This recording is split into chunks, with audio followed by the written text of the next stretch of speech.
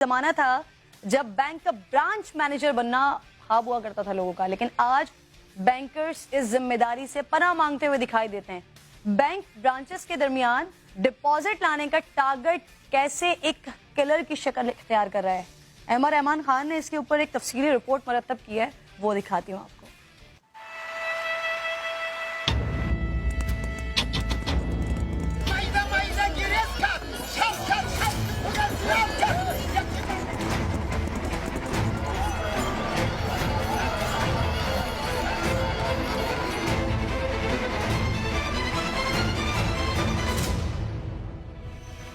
बैंकों में बुजकशी यानी दुम्बा छीनने का खेल कोई नया नहीं। फर्क है तो बस इतना कि खातेदारों को तमाशाइयों के सामने नहीं छीना जाता।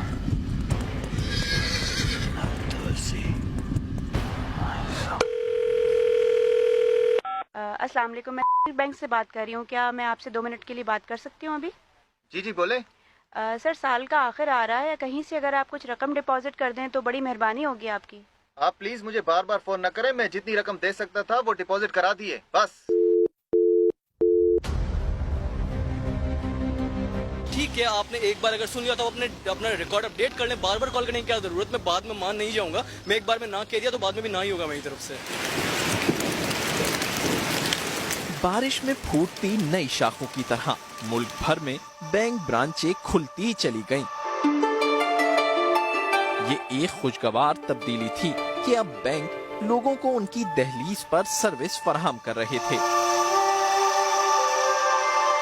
पिछले 10 साल में बैंक ब्रांचें 9,000 से बढ़कर लगभग 14,000 हो गईं। गलियों में करियाने की दुकान के साथ बैंक खुलने लगे। मैनेजर्स को साल के बजाय 6 माह और फिर माहाना टारगेट्स के लिए दौड़ाया जाने लगा। You got the job. Really? Huh. Get ready. For what? Whoa. Survival. Ow. Oh. Oh. Stop the test, please. जो लड़खड़ाया उसे बदल दिया गया। अरशद पर भी डिपॉजिट जमा करने का बेइंतहा दबाव था।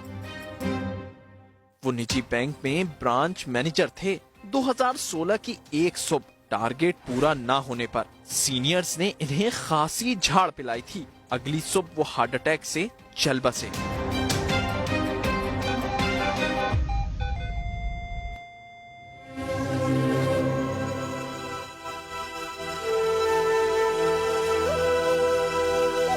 अरशद से समझ लें सुबह 8 बजे बैंक जाते थे तो रात को तकरीबन 9 बजे तक घर में आते थे।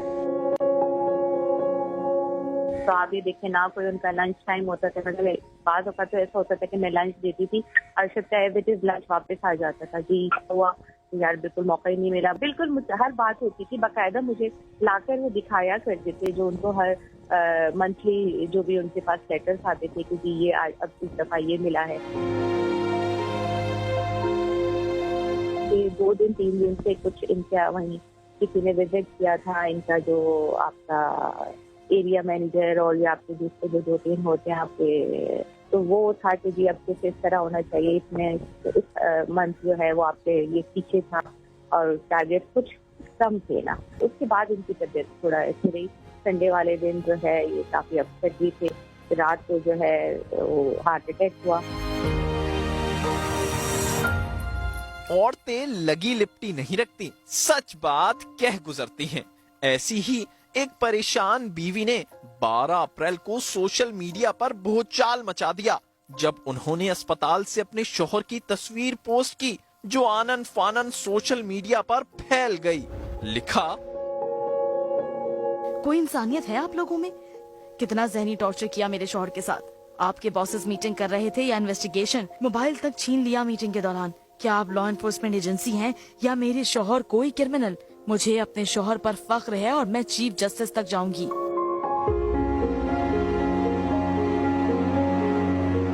सलीम भी एक सीनियर मैनेजर थे जिन्हें टारगेट पूरा ना होने पर हेड ऑफिस बुलाकर जिल्लत का निशाना बनाया गया। बर्दाश्त ना रही तो आंखों के आगे अंधेरा आ गया और वो कुर्सी से नीचे गिर पड़े।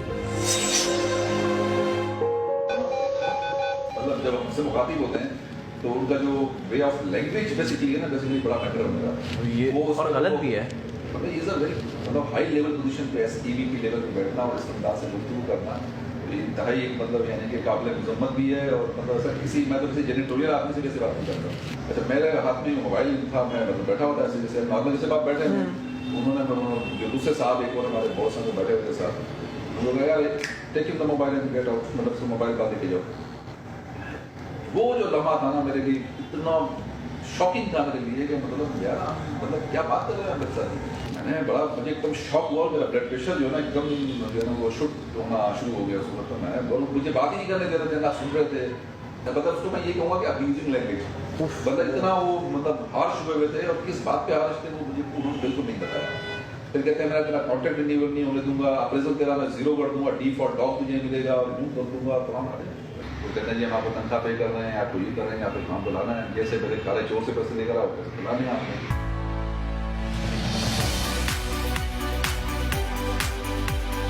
हमारे सर्वे करने पर हर दूसरा मैनेजर हालात का रोना रोता दिखाई दिया, लेकिन बात इंटरव्यू की आती थी तो वो बहाना बनाकर इधर उधर हो जाता। यूं कोई भी कैमरे का सामना करने को तैयार न था। होता भी कैसे, अगर बैंक किसी मुलाजिम को निकाल दे तो कुछ हो जाए, उसे कहीं नौकरी नहीं मिलती।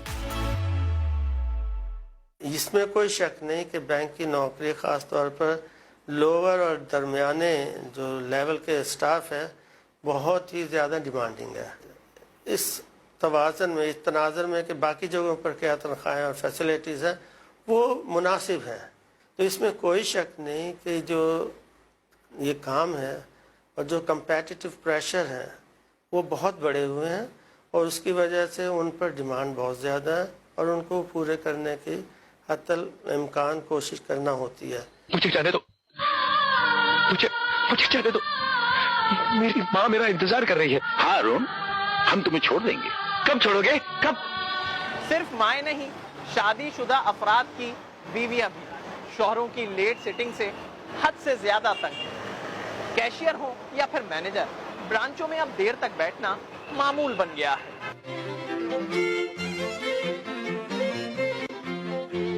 पूरे साल मैंने उसका प्रोजेक्ट संभाला, पर मार्च के महीने उसके मुंह पे है ताला। कॉर्पोरेट है पानी पर, नदी है या नाला, हाइक के नाम पे वो भीग देगा, भीग देगा। चोर मैनेजर। दिसंबर क्लोजिंग और जून क्लोजिंग में ये हद होती है कि आपके आने का टाइम तो होता है, जाने का आपका कोई टाइम नहीं होता। आपको बैंक इंतजामिया कहती है कि जी मुझे तो ये नंबर चाहिए एट ऑल इवेंट, आप कुछ भी कर लें मुझे ये नंबर चाहिए। इतनी KPIs बना दी हैं कि स्टाफ सोच के जो पागल हो जाता है। इवन लोगों को रातों में नींद नहीं आती, लोग नींद की गोलियां खा के सोते हैं, इतना प्रेशर है इस फील्ड के अंदर। एक ईमेल आती है जस्ट सेल, इतनी कॉलिंग्स करवाते हैं कि कस्टमर खुद परेशान हो जाते हैं, कहते हैं कि बैंकिंग का दिवालिया हो गया, आप आए दिन मुझे क्यों कॉल कर देते हैं। कस्टमर पैनिक हैं, कहते हैं जी आपको बोनस अप्रेजल नहीं मिलेगा।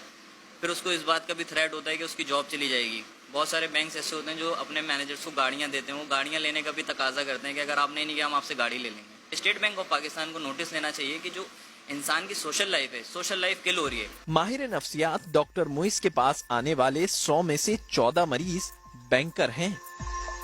सबसे बड़ा प्रॉब्लम बैंकर्स को डिप्रेशन का है। देखिए नफ्सियाती तौर पर एक आदमी बैठा है पैसे वाली जगह पे, मगर उसकी जेब में पैसा नहीं है। ये तकलीफ बहुत ज्यादा होती है। जिनको बहुत ज्यादा स्ट्रेसफुल जॉब है, स्पेशली टारगेट अचीव करने, उनको महीने में एक दफा एक दिन के लिए भेजे, वहां उनको रिलैक्सेशन कराए, मेडिटेशन कराए, ब्रीदिंग एक्सरसाइज करा के अनस्ट्रेस करे ताकि उनकी परफॉर्मेंस एनहेंस हो। डिपॉजिट लाओ, अकाउंट खुलवाओ। हदफ पूरा करने के लिए ऐसे खाते खुलते चले गए जिनके कवाइफ तक पूरे न थे। गोया फालूदे और रक्शे वाले के जाली खातों के पीछे यही ऊंचे अहदाफ कार फरमा थे, जिनके खातिर सारे उसूल एक तरफ रख दिए गए। प्रेशर में हो ये रहा है कि जो लोग के इन इंडस्ट्री में हैं वो किसी तरह से भी कोई गलत अकाउंट, कोई किसी तरह का कोई अकाउंट मजबूरी के तहत यार पकड़ करके खोल लेते कि यार खोल लो अकाउंट खोल लो। अगर किसी ने कोई ऐसा अकाउंट खोला है जिसमें किसी ड्राइवर के या किसी दुकानदार के या किसी रेडी वाले